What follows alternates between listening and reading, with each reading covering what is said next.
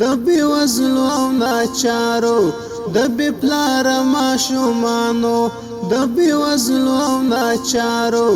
د بې پلاره ماشومانو کړي خدمت په صداقت خبریال خریب انسان کړي خدمت په صداقت خبریال خریب انسان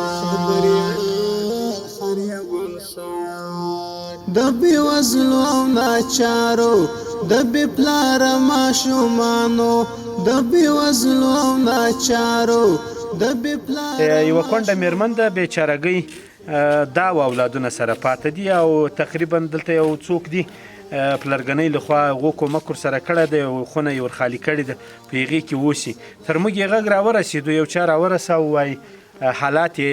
خراب دي بیخي وایي له لوږې سره مخ دی دا ماشومان او دا مېرمن یو څه اندازه خدای اوس کومک مو ورته راوړ د بنسټ له ادرسه ورځو د دوی حالت له نږدې ګورو د خوارانو احواله خلې د خوارانو راوتلي په لوړ همت خبریال دوی په ډېر کوچني عمر کې له پلاره پاتې سوي دي او اوس دغه ماشوم چې ده دا مور یې وایي چې تقریبا د 6 ورځو و چې خاوند مې په حق ورسېدو نو اوس له مشکلاتو سره مخ دي له ستونزو سره مخ دي موږ یو څه ناڅه کومک هغه څه چې خدای وس و او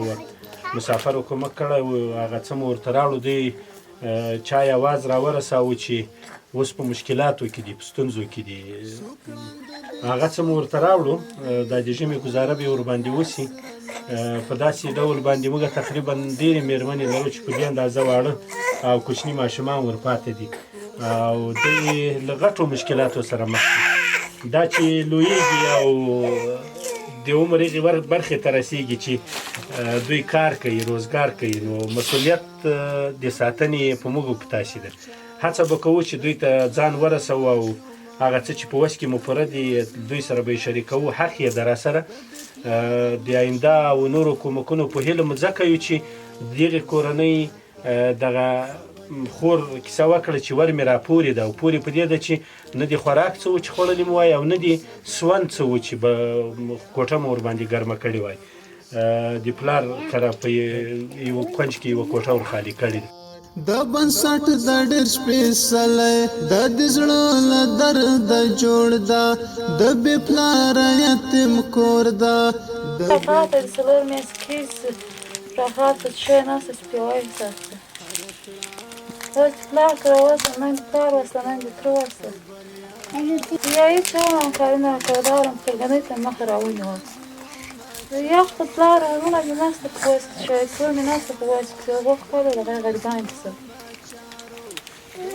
Как сдалась, что он не собирался работать.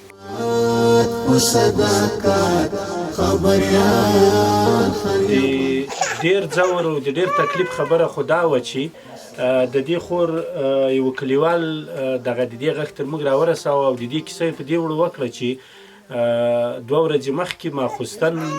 د دې هغه یوه وړه لور راله موږ ته یې دروازه راوټکوله ویلې چې موږ شی نه لرو چې وخورو نو بیا وایي موږ له کوره یو څه هغه څه چې مو لرل ورته راوړو په هغو باندې مو سره کېنول اوس مهال په غریب پلار باندې میشتېږي یعنې دا معنا چې د هغه هم په وس کې شی نه دي پوره چې دوامدار یې وساتي ځکه په هغوی پسې به خپل کور هم ده خپل اولادونه یې هم دي هغه هم د ژوند له زیاتو مشکلاتو سره مخ ده دا به تر څو پورې دلته داسې زندګي تېروي چې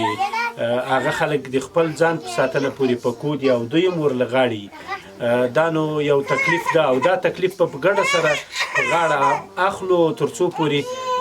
د دوی مشکلات حل سي او دا مشکلات په حل کوو مکلفیت مو ده فرض ده خدای تعالی موږ په دې مکلف کړي یو چې د خپل مال د خپل وس او د توان چې خدای راکړی هغه برخه یې چې زکات هم په هغه له شرعي او دیني لحاظه ورته ویلی سو تر دغسې کورنیو یې خامخا رسوو او خامخا به یې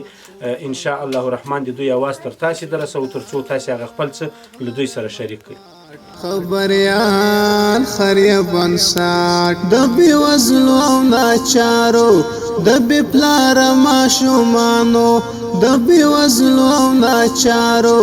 د بې پلاره ماشومانو کړي خدمت په صداقت خبریال خریب انصار کړي خدمت په صداقت خبریال خریب انصار